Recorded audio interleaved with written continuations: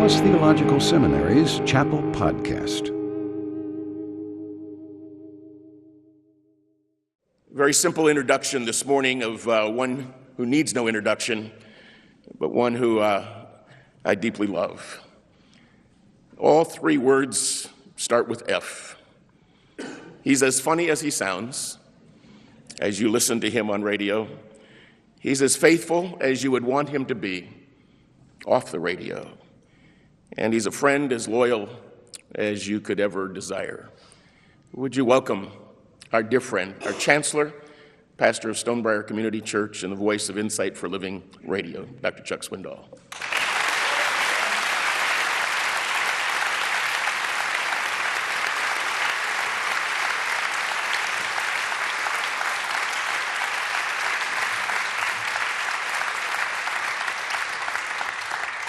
Good morning to all of you. I don't know if you noticed, but when you were applauding a while ago, half the faculty was walking in. They thought you were applauding them. And since that was all inadvertent, we never do this around here, but I think it'll be a great day for us to thank this faculty for their faithfulness through the years and what they do.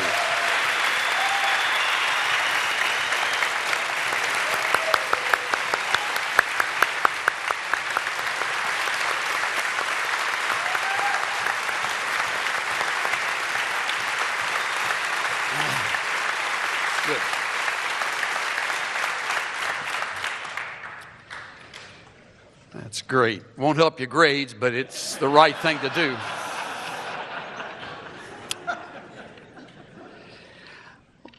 Bill mentioned Harold Honer and he knowing each other all these years. What you don't know is that Harold's about deaf in his left ear. He's been listening to that trumpet for about 40 years. And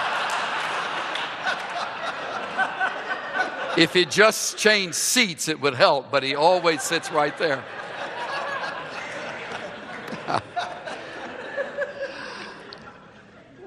Warm welcome to all of you who are looking at the school. It's a big decision, and you have to determine if it's really what God would have you do. We would have you do it, and if you ask us, we're all biased, so you'd get the expected, predictable answer, but you wait on God, and He'll make it clear to you what you should do. Because you will invest years of your life here, and you will form habits for ministry. You will watch and admire and stand and sit alongside and in front of these faculty members who will shape your thinking, not only about ministry, but about the scriptures and how to handle God's word. And so your decision is a huge one. So take your time. It's too important to rush into that decision. I want to talk to you today about God's school, which is a sacred school, and it goes on not only while you are here, but through the years that will stretch out in front of you. And in God's school, that curriculum never has a vacation. It goes on all the time. Let me set that up by saying when I was a first-year student here back in 1959, one of the guest preachers was Alan Redpath, who was at that time pastor of Moody Church up in Chicago.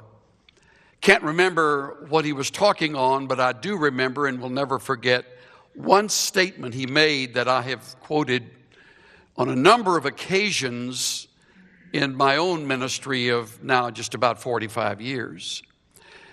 He said, when God wants to do an impossible task, He takes an impossible person and crushes him.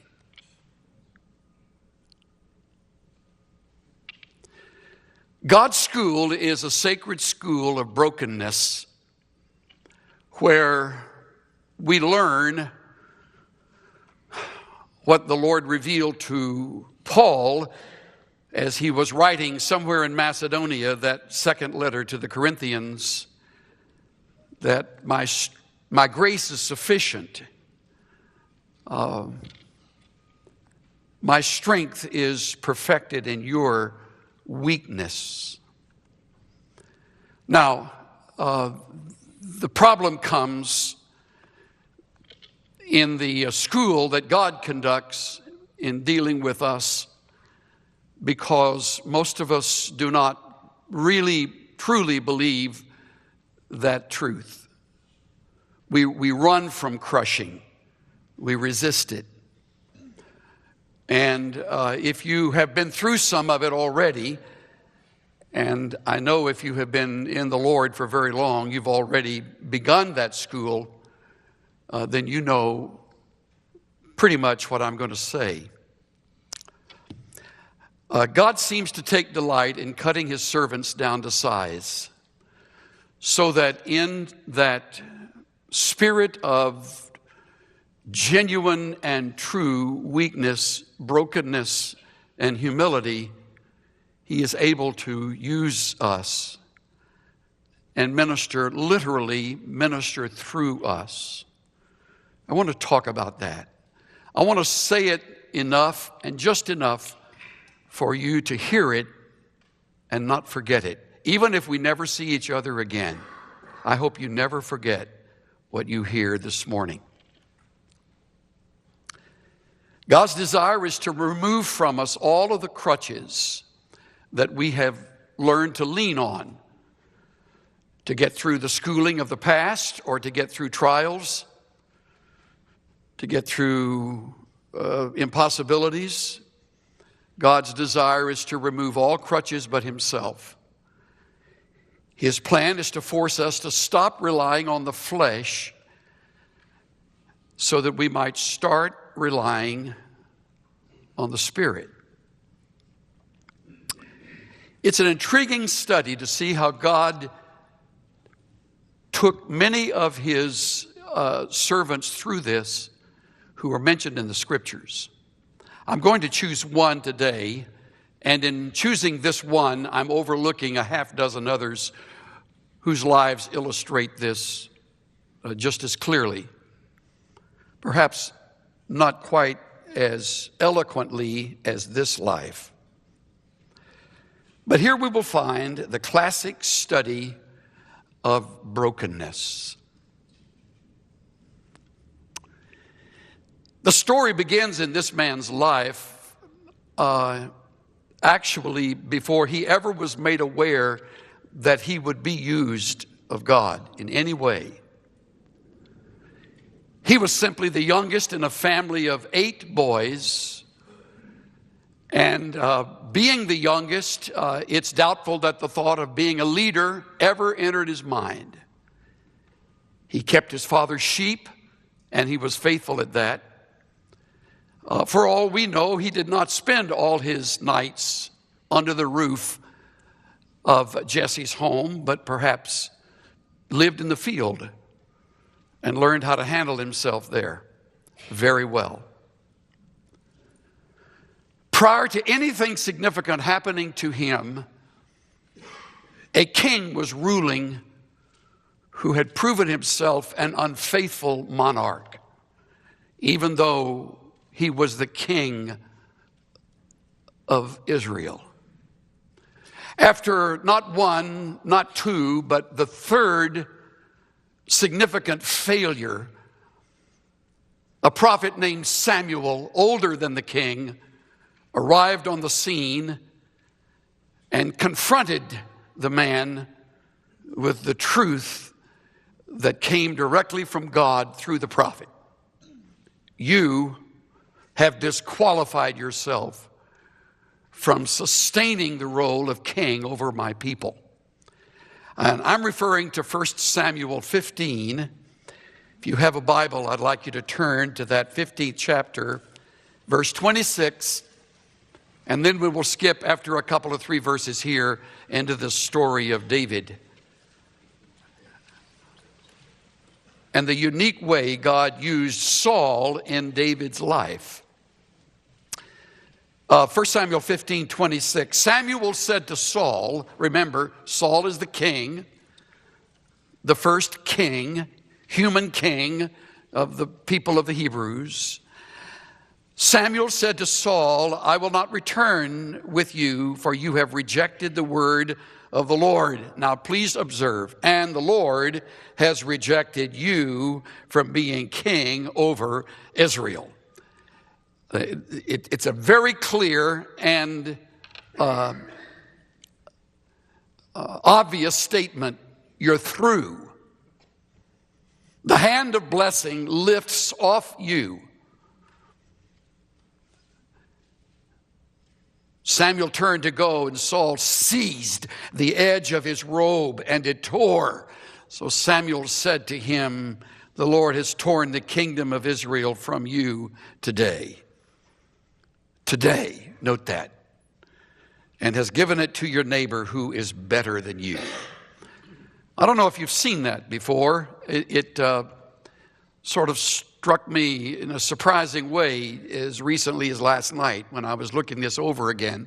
As often as I've spoken on it, I don't know that I had ever taken in those last few words. He's better than you. That's a hard thing to hear.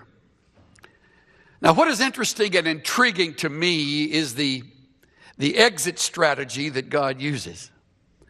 Normally in employment, if you will, when an individual has disqualified herself or himself from a position, and it falls the responsibility of the one to whom he or she answers to tell them, usually they're through in a fairly quick period of time, if not that very day, depending on the reason. But it's clear that he's not the one. It's clear that the Lord has removed the authority from him. It is clear that today it's over. But what isn't stated is the plan God has in mind. Think of it. Saul remains king for an undetermined number of years, probably more like 12, maybe 13 more years. Think of it. So he knows that there will be another better than he coming. He's already insecure, feeling guilty, ashamed, as he should have felt. In fact, if it wasn't felt before, the last words of chapter 15, look at that last sentence. The Lord regretted that he had made Saul king over Israel. Wouldn't you hate to ever think those words would ever have your name in them? It's a haunting thought. The Lord regretted that Saul had ever been appointed king. Now, let's back away for a moment and let's remember the plan. Saul isn't the man. There will be a replacement. And all of this has happened without David's knowledge. David is simply keeping his father's sheep. He's in his mid-teen years. And the next chapter picks up the story as Samuel is on a search for the successor. You remember it. You've probably read it. He looks at all 7 of the sons and asks, is this all? And Jesse, yeah, I got one more.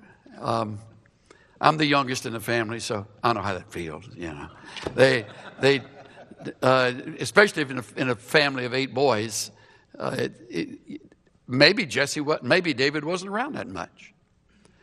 For sure, he's the last one. Jesse would have thought would have been the one to be anointed. And watch, that's often the way God does things. Verse 12 of chapter 16. He sent and brought him in. This is the first description of David. He was ruddy, with beautiful eyes, a handsome appearance. And the Lord said, arise, anoint him, for this is he. Now, you and I know what's come before. David doesn't know anything. He's still sweaty from being out in the field with his sheep. He walks in. He has no idea who the old man is standing there with a flask of oil. And the next thing he knows, there's warm oil running down his neck. And words are said like, anoint him, for this is he. But that's not all that happened. We read in the same verse, or the next verse, Samuel took the horn of oil, anointed him, and the Spirit of the Lord came mightily upon David from that day forward. Samuel arose and went to Ramah. Task completed. The rest will leave in the hands of the Lord. That's how they did it back then. He's been anointed the king. He's the king elect. No coronation. David goes back with the sheep. He doesn't run downtown and try on crowns. It never dawns on him that there would be any time factor. I'm sure much of it wasn't really that clear to him. You will have moments in your life when there will be such surprises that it will sort of pass by you without you realizing the significance of the moment. He's going to be the king. Saul knows nothing of this. These are scenes altogether separate from each other as God is moving in significant ways in the lives of these who will be in places of leadership. Just as he's moving in your heart and mine, and as he will continue to move, you in one way, you in another, you in yet another, me in another, him in another, and her in another. God operates like that. And he is not obligated to communicate to anyone else what his plan is, even though he may plan to use one of us in the other's life. We don't know how all of that weaves together, but it bundles together into a perfect plan. In this case, into a heartbreaking time of preparation. Because just as the Spirit of God comes upon David, verse 13, a spirit of evil comes on Saul and terrorizes him. Terrorizes him. Saul is never the same.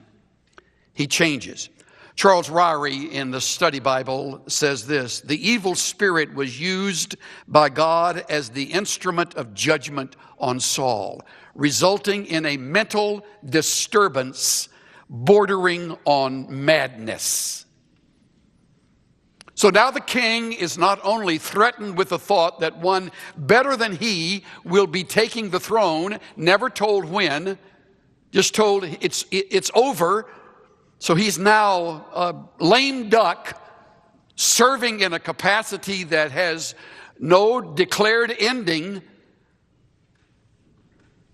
not realizing who the next person would be. And here is David, who's been keeping sheep most of his life, hearing words that seem so strange from a prophet he'd never known. And to muddle things even further, Saul now becomes mentally disturbed. Before I go any further, just an addition here. If you have ever served along someone struggling with mental illness, emotional illness, you don't need any further explanation. If you haven't, you can't imagine the madness that accompanies the actions, the reactions. In fact, we'll skip over the great chapter 17, where David kills the giant, and the folk song is written. Saul has slain his thousands, David his 10,000s, and now Saul really is troubled.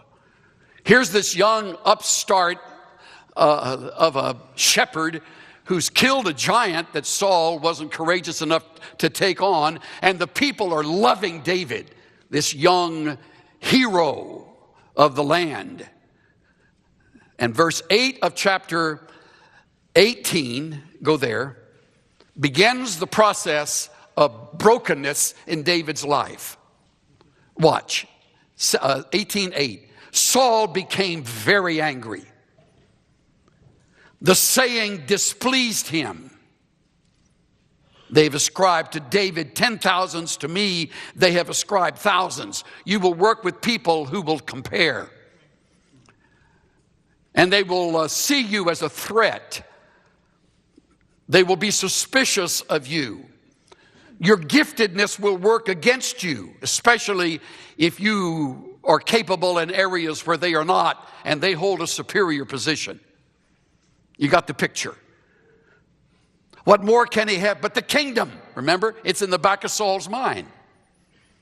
The one statement he didn't want anybody to know about, but he's living with it. Look at verse 10. Look at the verb in the middle of the verse. He raved in the midst of the house while David was playing the harp with his hand.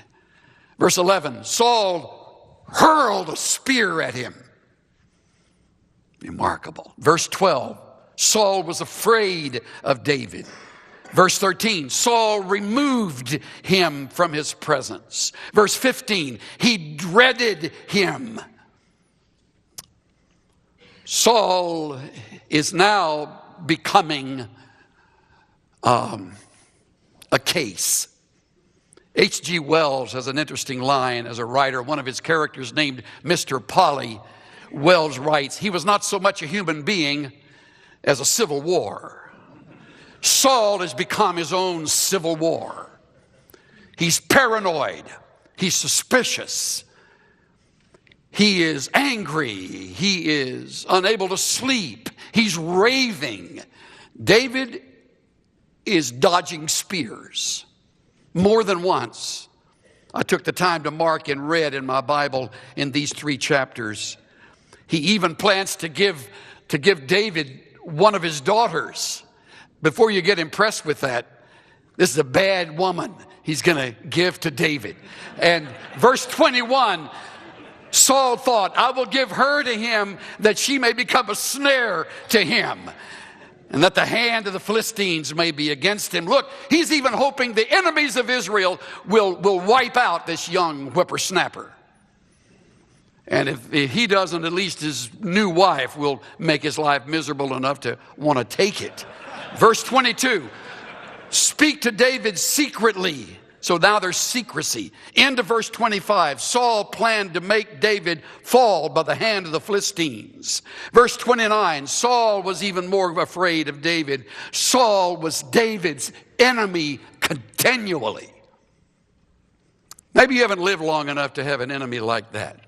Thank God if you have never known such a thing. Some enemies track you and stalk you. They hate you whether you're there or not. Their goal is to make your life miserable, is to ruin or weaken your ministry. Their hope is to put you down and watch you fall and deceptively maneuver and manipulate things to make sure that happens. This is Saul in David's life. Verse 19, Saul told Jonathan, verse 1 of chapter 19, Saul told Jonathan his son and all his servants to put David to death. How about that? Talk about distracted. He's now telling his own boy, you make sure there's a hitman that finishes him off. Verse 9 tells the story of another spear. Verse 10 says Saul tried to pin David to the wall with the spear.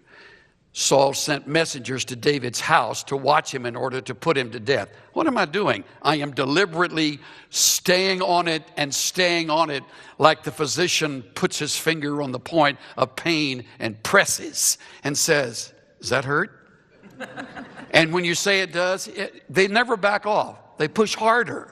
And that's what Saul's doing. Does that hurt? You haven't felt anything yet. He's going to get David out of his life.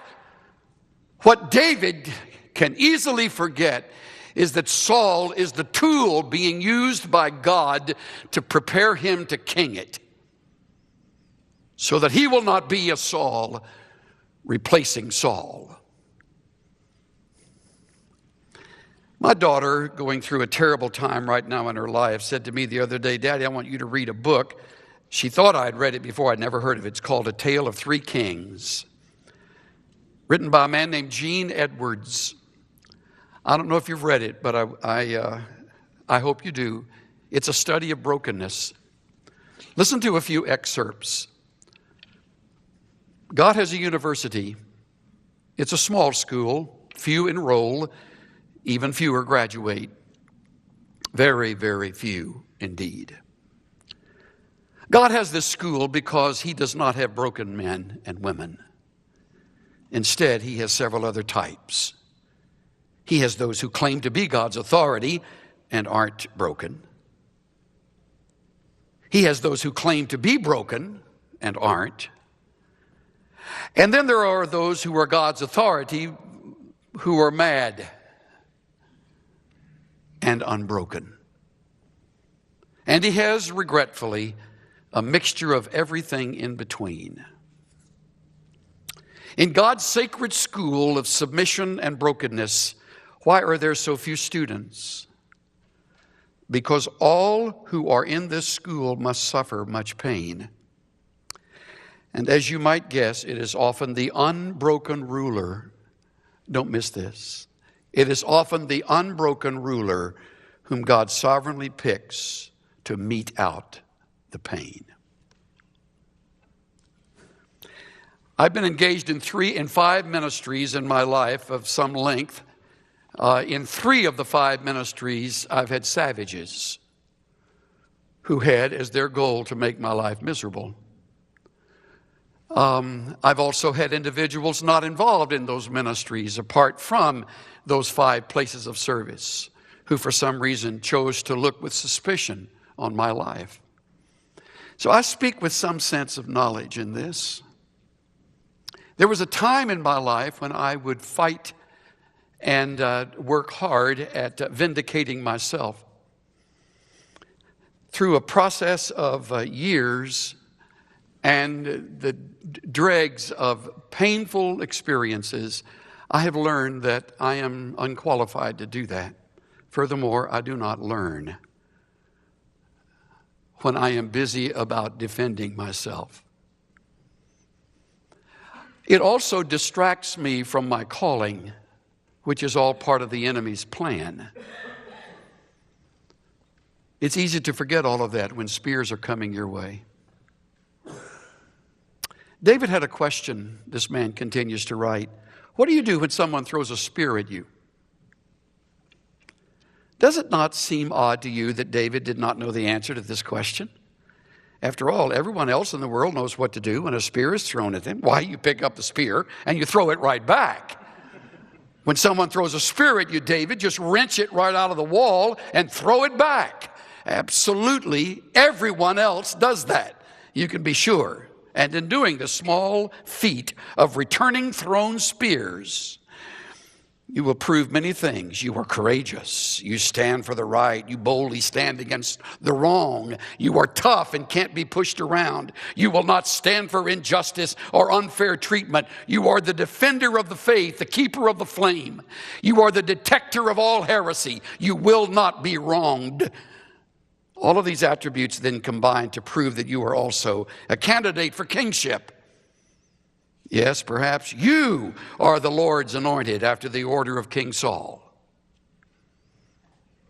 There is also a possibility that some 20 years after your coronation, you will be the most incredibly skilled spear thrower in all the realm, and most assuredly, by then, quite mad.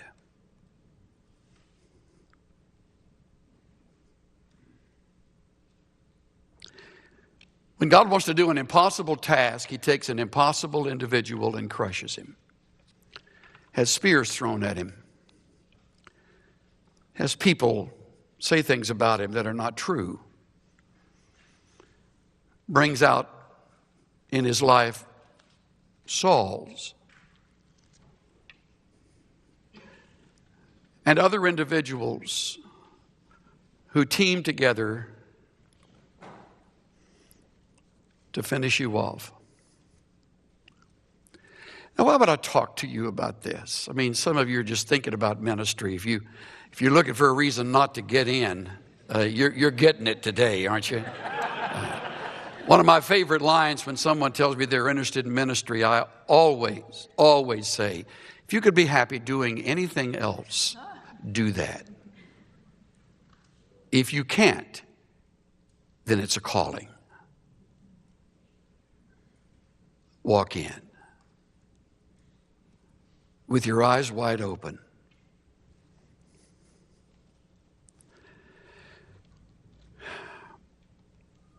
I'm moved with a line in verse 3, chapter 20, the last part of it. Look at 20 and verse 3. There is hardly a step between me and death. That is, to use F.B. Meyer's words, ah me, this is pain.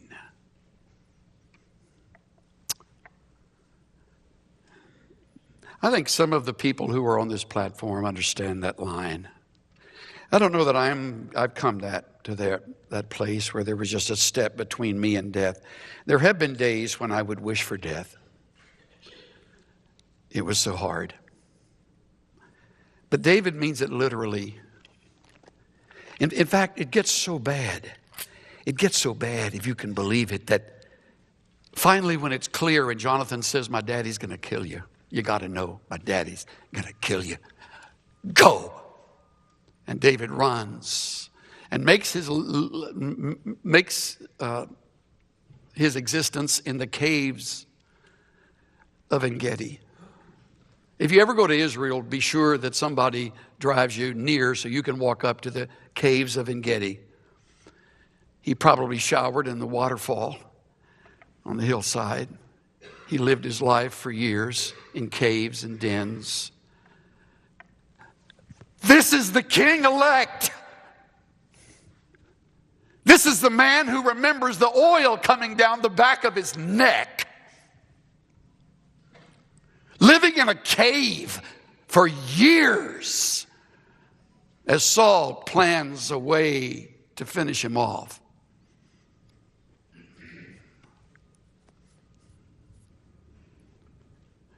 So you know where he winds up? Look at the next verse. David came to Nob, to Ahimelech, the priest of Ahimelech, came trembling to meet David, said to him, why are you alone and no one with you? And David said to Ahimelech, the priest, the king has commissioned me with the matter and has said to me, let no one know anything about the matter on which I'm sending you and with which I've commissioned you. And I've directed the young men to a certain place, etc., etc. Verse 10. And David arose and fled that day from Saul and went to Achish, king of Gath. Gath. Guess who was from Gath? Goliath. This is Philistine territory. That's like Osama bin Laden hiding in the FBI headquarters. What is this? I mean, the people of Gath find out David, the giant killer, is now among them. They don't know anything about the spear throwing. They don't know nothing about the oil that's gone down his neck. They don't know anything about the plan of God. All they know is they've got this wild man in there. And look at what happens to David. This is just incredible. Verse 13, he disguised his sanity before them. David acted insanely in their hands and scribbled on the doors of the gate and let his saliva run down into his beard. He's at the bottom of his life. This is our hero. Scratching the door near the king of Gath's palace. Somebody said, you know, there's somebody that would like to bring to you. I've always smiled when I read verse 15. The king says, do I lack madmen that you have brought this one to act the madman in my presence? I got enough nuts. I need to bring another one to me. Here's the whole point. It is all designed to take away every crutch. He probably couldn't even name his brothers right by now. Maybe his daddy's dead. For all he knows, Jonathan's forgotten him. He is all alone. Cave dwelling does that to you. Your mind plays tricks on you. And in your life, as in my life, Sunday comes. You'll learn Sunday comes every 3 days. It's like it never goes away. And you're on. And very few except your own spouse in the flock knows what you're going through. It's not something you take to the pulpit with you. every crutch being removed. Why? Because it's God's school to break you down. When he wants to do an impossible task, he takes an impossible person and crushes him. One thing good about all this time is the Psalms he wrote. I haven't the time to read most of them, but turn to Psalm 35. I love it. Contend, O Lord, with those who contend with me. Fight against those who fight against me. Notice where he takes the fight. He looks up. Contend with those who contend with me. Look at Psalm 54. This is a maskil of David when the Ziphites came and said to Saul, is not David hiding among us? Save me, O God, by your name. Vindicate me by your power. David's not out with somebody defending him. He's all alone. He said, Lord, you do that for me. Hear my prayer, O God. Give ear to the words of my mouth. Look at chapter 55. Give ear to my prayer, O God. Do not hide yourself from my supplication. In the middle of verse 2, I am restless in my complaint, and I am surely distracted. Of course he was. Verse 4, my heart is in anguish within me, and the terrors of death have fallen upon me. One more, 142. This is a maskil of David when he was in the cave. Listen to 142. I pour out my complaint before him. I declare my trouble before him. When my spirit was overwhelmed within me, you knew my path. In the way where I walk, they have hidden a trap for me. Look to the right and see, for there's no one who regards me. There's no escape for me. No one cares for my soul. That's honest prayer. I have a friend who lost his precious little boy, and he drove the freeways of Los Angeles in the grief of that loss. And Dennis said, all the way through the night, for hours as I drove, I just screamed and I poured out my soul to God. I said things that I would never admit to anybody else. And I got back into my driveway and I was just dripping wet. And I turned my car off. And the thought hit me, the Lord can handle all of that. He'll never tell anybody. That's the kind of prayer that David's recording here. Help me. Help me. Just about the time he thinks it can't go on any further, Saul dies. Not once does David attempt to throw a spear at Saul. Not once does he retaliate. Isn't that great? And he's just 30 years old. And he's that mature. How? He graduated from the school of brokenness. As one man put it, one by one God took them from me, all the things I valued most, until I was empty-handed. Every glittering toy was lost. And I walked earth's highways grieving in my rags and poverty till I heard his voice inviting, lift those empty hands to me. I turned my hands toward heaven and he filled them with a store of his own transcendent riches till they could contain no more. And at last I comprehended with my stupid mind and dull that God cannot pour his riches into hands already full.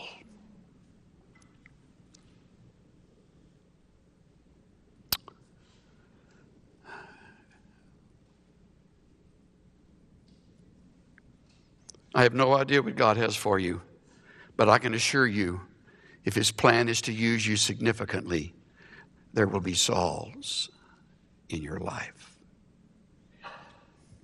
There will be caves.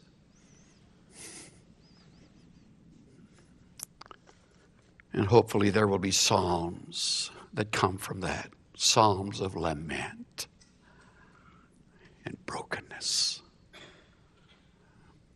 that will help others who are just matriculating into the school Let's bow our heads.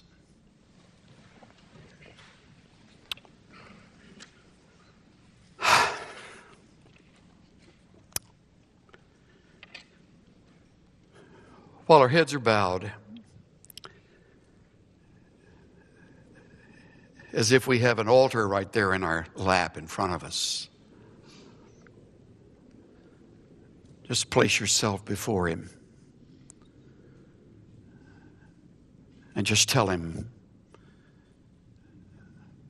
Lord, hold me close.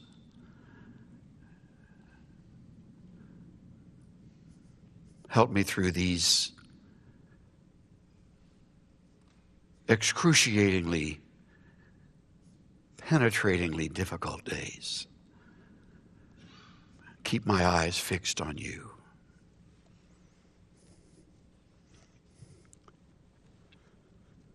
Thank you, Father, for your faithful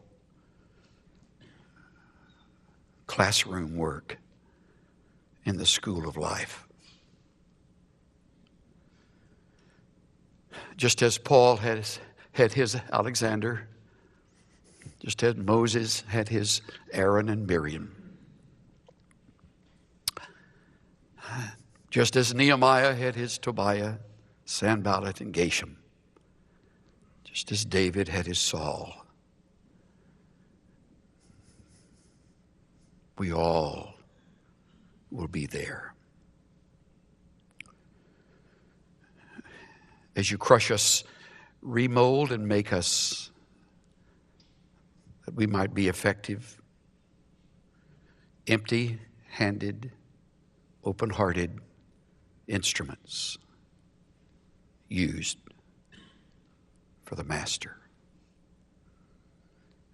in your way and in your time. For Jesus' sake. Everybody said.